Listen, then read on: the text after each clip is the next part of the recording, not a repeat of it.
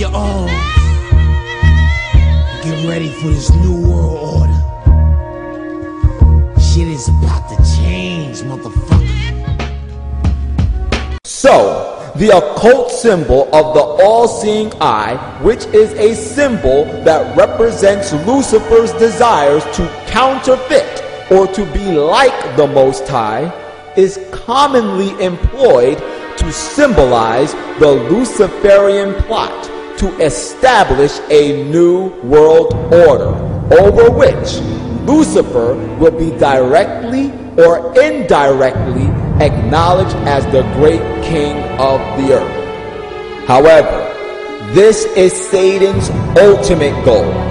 But before he can fully achieve this nefarious plot, he must first attack the minds of mankind on several different fronts before the majority of humanity will either directly or indirectly pay Lucifer homage as the great king of the earth. And it is now, as we begin to unveil some of these attacks which are currently being employed on the minds of our loved ones, our friends, our co-workers, and our children, that we will begin to clearly see why the all-seeing eye is used so widely all throughout the world.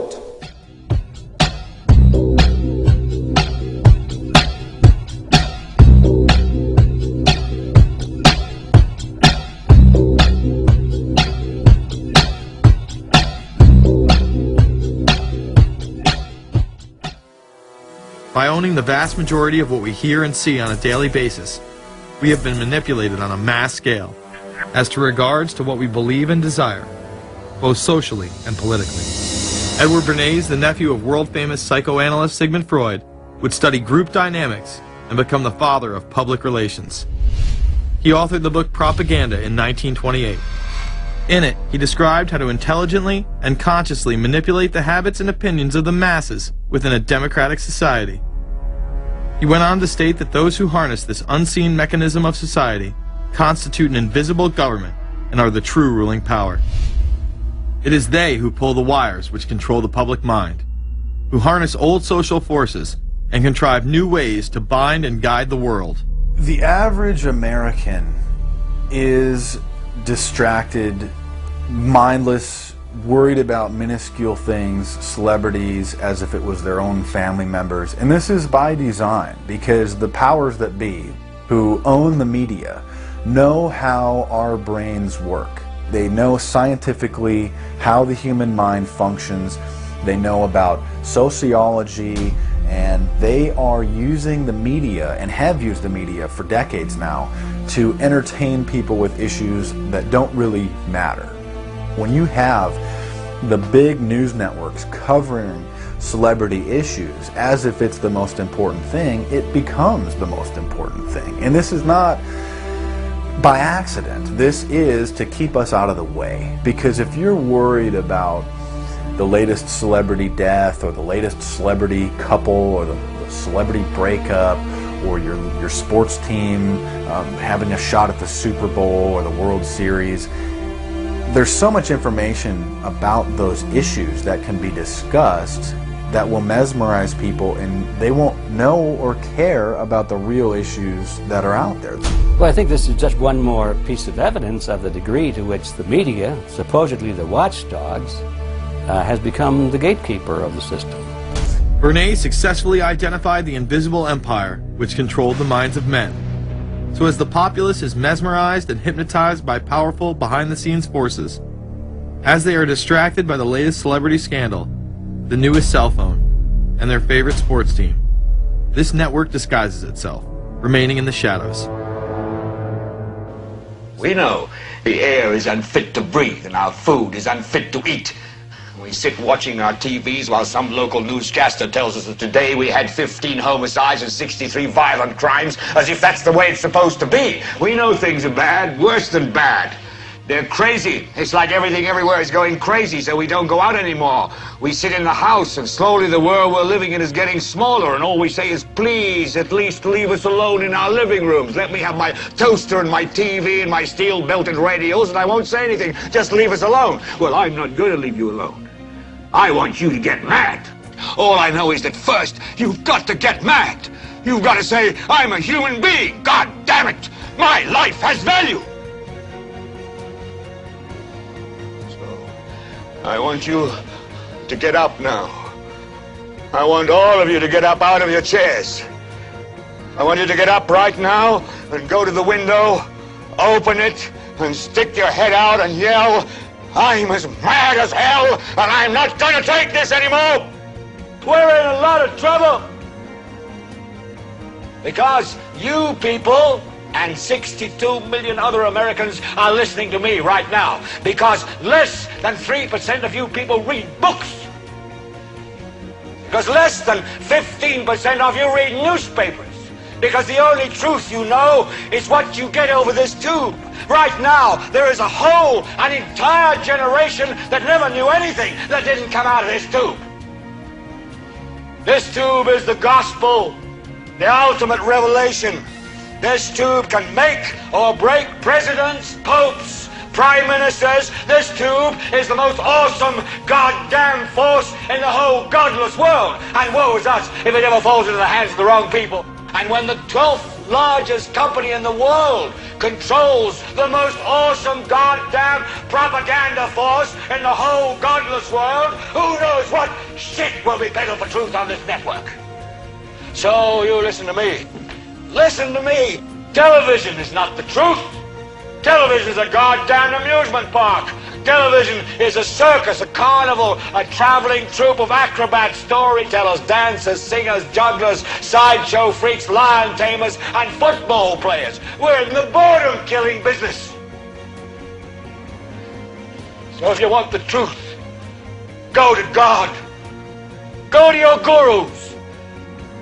Go to yourselves. Because that's the only place you're ever going to find any real truth.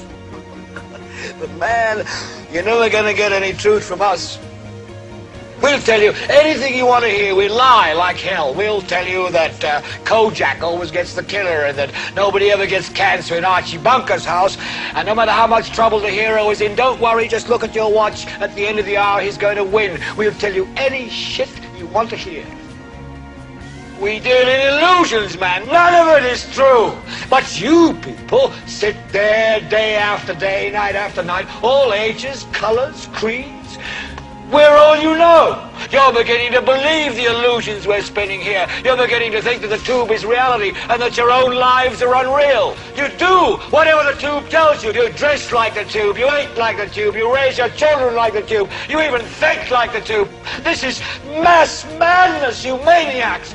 In God's name, you people are the real thing. We are the illusion. So turn off your television sets. Turn them off now.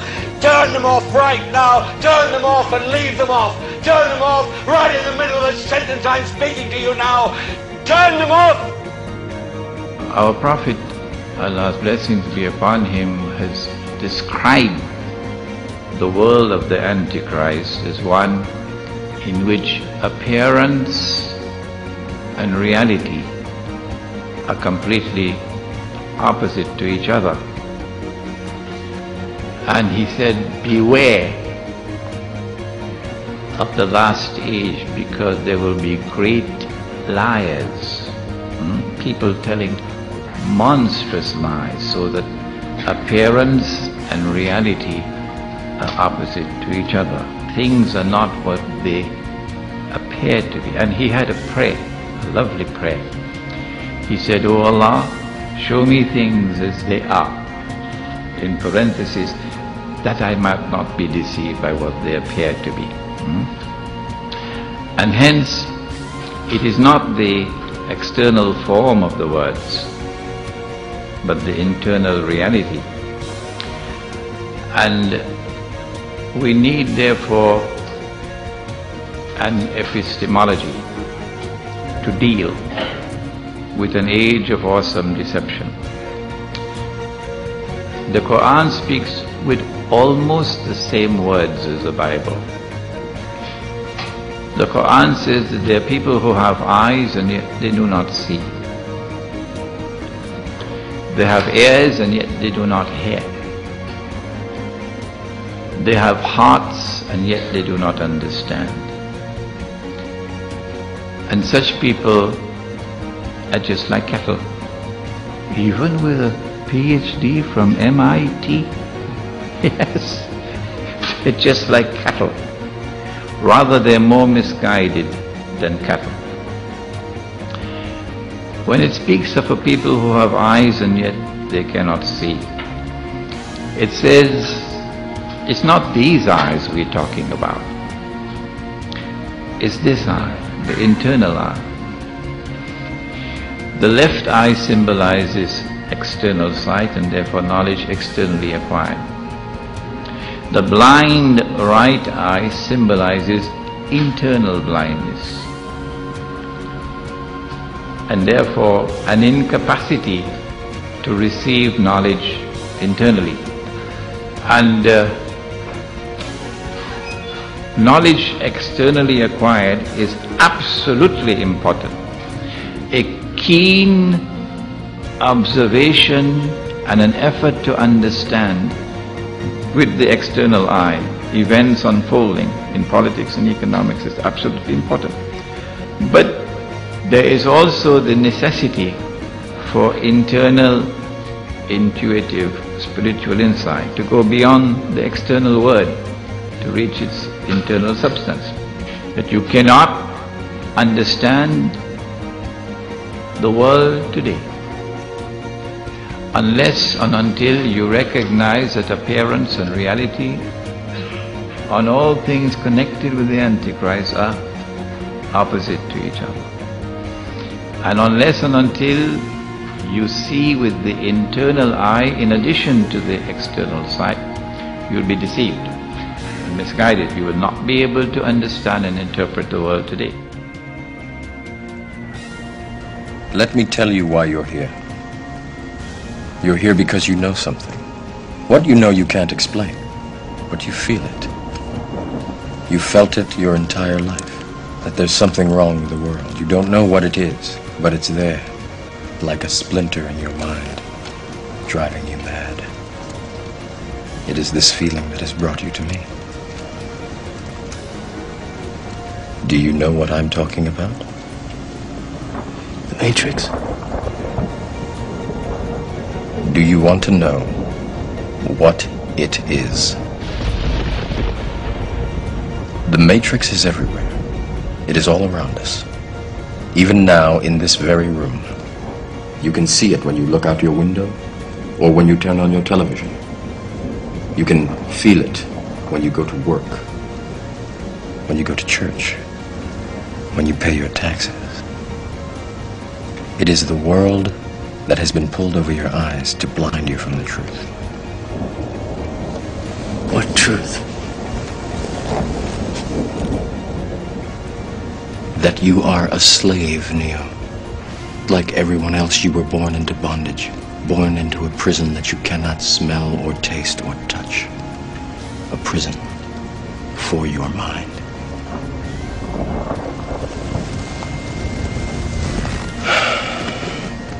Unfortunately, no one can be told what the Matrix is.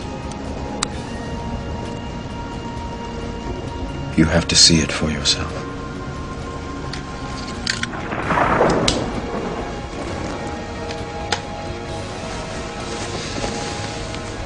This is your last chance. After this, there is no turning back. You take the blue pill, the story ends. You wake up in your bed and believe whatever you want to believe. You take the red pill, you stay in Wonderland, and I show you how deep the rabbit hole goes.